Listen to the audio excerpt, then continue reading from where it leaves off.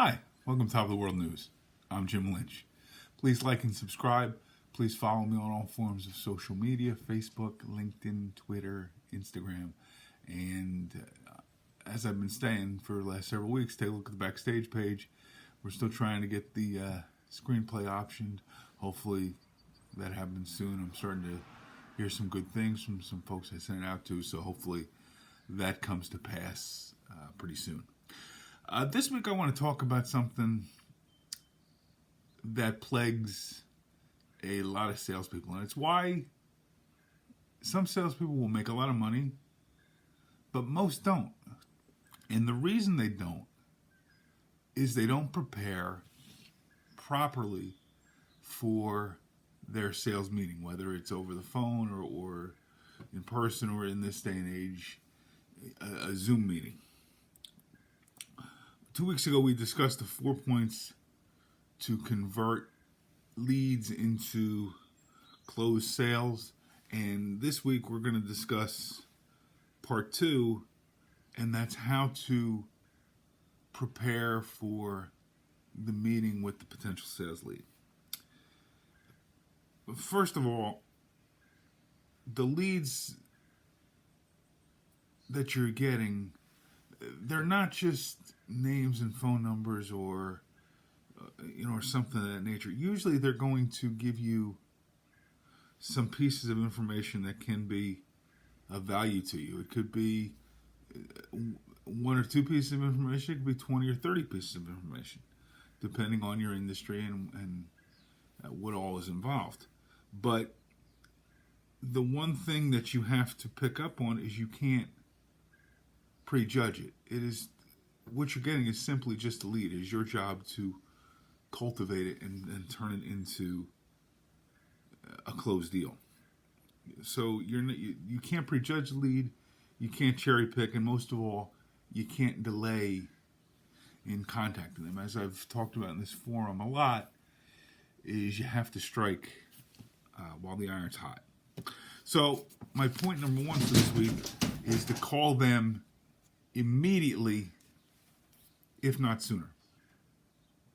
If you don't get them on the phone the first try, you try them a second time, a third time, a fourth time. You try at different times during the day. If they were interested in talking to you, the most important thing is that you can't give up. They are looking to buy. It's just a question of, are they going to buy from you? Okay. Second thing, you need to review the information that you have on this lead completely and totally before you call them. As I say, it could be as simple as 1 or 2 pieces of information that could be of value to you. It could be 20 or 30 pieces of information. But again, they are looking to buy. The question is, are they going to buy from you? So to that end, you need to understand what they're looking to accomplish, what their hopes, their dreams, their problems, their concerns are. And you need to address each of those individually. As a salesperson, oftentimes you are a problem solver, but you can't solve the problem unless you know what the problem is. So when you meet with this person, you want to be able to read between the lines. You want to ask open-ended questions. You want to know how you can better help them. As we talked about last week, WIIFM, what's in it for me? That person that's on the other end of your desk, or on the other end of your phone, is going to be asking themselves those questions. What is in it for me? So you need to address that, and you need to take their thoughts, their concerns, their feelings into account. Third thing, you want to establish a goal before you meet with them, whether it's through Zoom or phone or in person. Your goal as a salesperson is a simple one. You want to establish a relationship. You want to gather information. You want to possibly set up further meetings where you'll be able to possibly recommend several different options to them, which would be able to solve the problems they have. Again, we're trying to establish a relationship. You're not necessarily going to close a deal on a first call.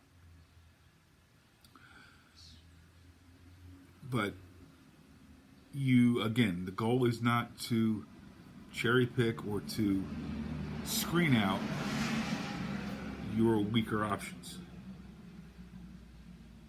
And as we've talked about, I'm going to go back to the first point before we wrap up. You want to schedule these meetings as soon as possible.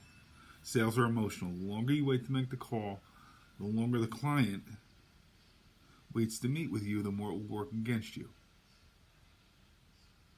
Okay? They're going to buy. It's just a question of, are they going to buy from you? And they're going to buy eventually.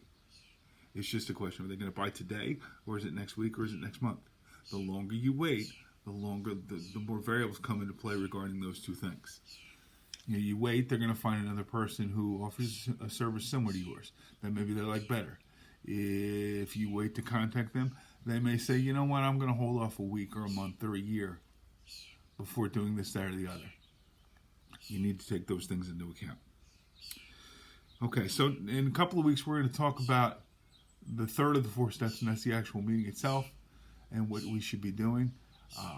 Before I go for this week, I wanted to address my attire.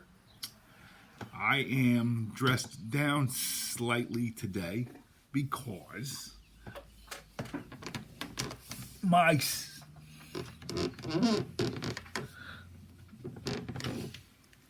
SIXERS are in the playoffs, so I'm donning my retro Allen Iverson jersey.